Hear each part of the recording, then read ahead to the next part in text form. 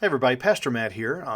I normally do a midweek sermon takeaway, and I still might, but what I want to do is just hop on here and talk to you a little bit about how ARBC is working to respond to this coronavirus pandemic. And I believe it's something we have to take very seriously. Sometimes we may think that things come about because they may be politically driven, or there's a lot of hysteria about it, or that we shouldn't worry about it at all. We go to all sorts of different lanes in trying to deal with this. But the way we're looking at it is we're not going to panic, but we are going to prepare. We're going to pray and prepare and plan to make sure that what's going on and with all of this, and that everybody is going to be safe as best we can germ wise. So I think it's good for me to be able to get on here and be able to tell you some of the things that ARBC is doing with what we know right now. Well, what we know right now is that there's approximately 40 cases that are here in Colorado. We do know that the high school where my children go to, they're actually testing one right now, and if it comes back positive, well, then obviously that's going to affect school.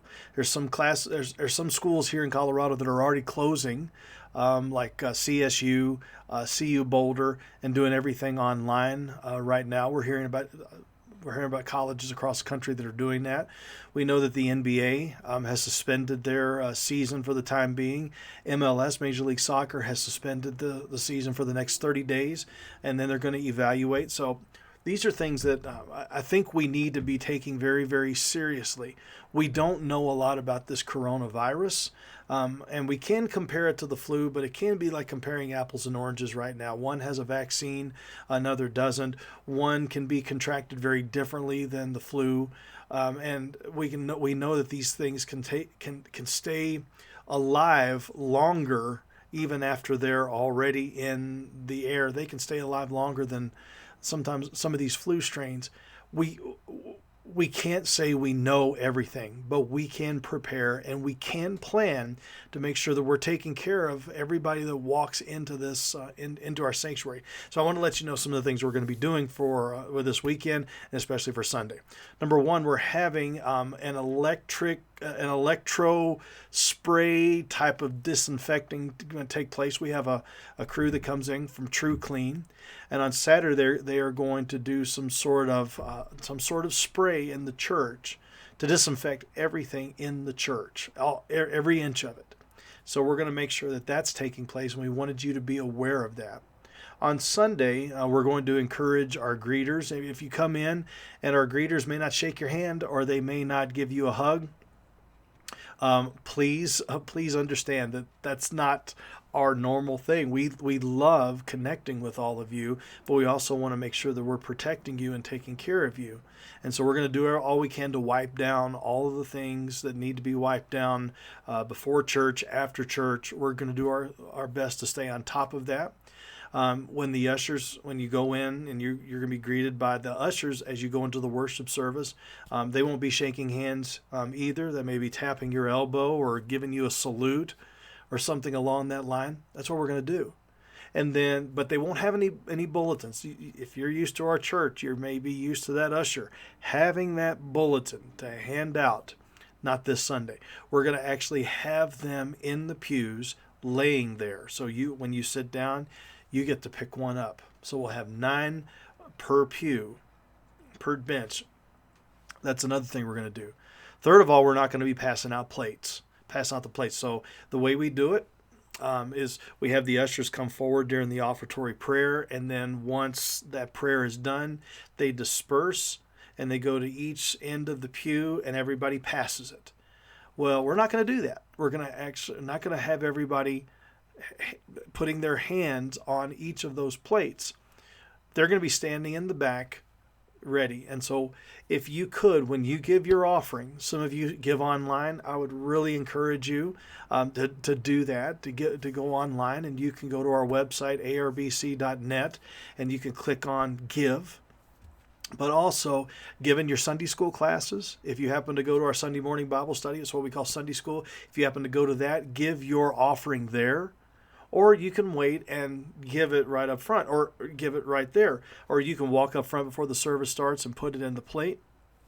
There's lots of ways to be able to do it, but what we do know is we are not going to be passing those plates one to one because of the nature of what we don't know much, but we know a little about this virus to know that this is going to be some things that we're going to have to take place. So I'm really grateful for Ministry Grid. Leo Bryant actually let me know about this, but Ministry Grid has put out some free training for churches on how to deal with this coronavirus with what we know. And I love it. It's like, you have basic hygiene practices for guest services, cleaning considerations for kids ministry. I think I skipped over one. Basic hygiene practices for kids ministry. I'm a little backwards here, so I'm going to try and get that in frame. What else we got? A well child policy. Let me go over this one real quick because that's important because sometimes we need to be reminded that if you're not well or your child's not well, we want as many people to come as possible, but we also want everybody to stay safe. So a well child, according to this, has no fever over 99.6 degrees currently or within the last 24 hours. So if you're above that, let's stay home. No vomiting or diarrhea currently or within the last 24 hours. No runny nose, no cough, no unexplained rashes. No skin infection, no eye infection like pink eye, the conjunctivitis, not that. No childhood diseases such as chickenpox, mumps, measles, etc. If a child currently has any of the above symptoms, please do not bring your child to church. The volunteers, teachers, and leaders in your child's class may not accept him or her into the classroom. And I know this seems hard, and this really almost cuts against the grain because we don't ever want to turn anybody away. But while you're thinking about it in that lane, we got to think about the rest of the children that are there, the teachers that are there, the demographics of our church. We have a few senior adults that are around, and we want to think about them as well, and we ask you to think about them as well. If a child develops any of the above symptoms while in our care, we will ask you to pick up your child immediately. We will not administer medicine of any kind. Your cooperation will help to protect the health of the children and families in our church. And so there's also a thing where it's talking about pandemic planning consideration. What a world we're living in right now, where we're having to think about these things. But we do know because of this and because of the precautions that you will make on a personal level, that you may be of the thing where I'm going to, as soon as the doors are open, no matter how I'm feeling, no matter what's going on, I'm going to be in church. But we want you to be safe. We want you to make sure that you're taking the proper precautions when you get into a crowded room. We also just want to remind you, as Mom told you when you were little, wash your hands. Say the ABCs, say the Lord's Prayer, say Psalm 23, whatever it is, 1 Mississippi, 2 Mississippi, all the way to 20 Mississippi. We need to do all that we can to protect each other. If you find yourself where you're not feeling well, or you've got some sort of respiratory issues that you are dealing with or have just dealt with, please be careful when you're going out in public. And if you feel that it might be too much of a risk for you to come to church, we offer online on Facebook.com/Arapahoe Road. You can go to the videos, and we broadcast, we live stream each of these videos every single Sunday. And Lord willing, when we have our new IT fella come in to help redo all of this stuff, we're going to start pumping it through the website as well. So while we know this is not a replacement for church, it shouldn't be a replacement for church, but it's a great alternative when you can't come. It helps you to be able to connect. So be careful. Be understanding, and make sure that you're taking care of others as well. Some of these symptoms don't show up for another couple of weeks, and we just have to plan or prepare. But again, the whole point of this video was to let you know what we're doing with the weekend disinfecting of the entire church. We're going to wipe down everything. The bulletins will be on the pews. The plates will be held by ushers at the end of the service. We are going to do all we can, as much as humanly possible, to make sure we are not spreading germs to each other. We love each other. We care about each other. We love being affectionate and stuff, but we've got to be very, very careful. And I see I'm at 10 minutes right now, so if you would permit me one more minute. Where does our safety lie? Well, ultimately, our safety lies in the arms of Christ. He is the one that's rescued us, and He is the one that is in control. None of this caught Christ by surprise.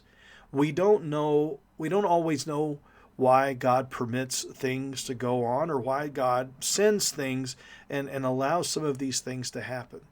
But we know enough about Him to know that God is a God that is good, and that our world is fallen and broken, and the only rescue that we can have is through Christ.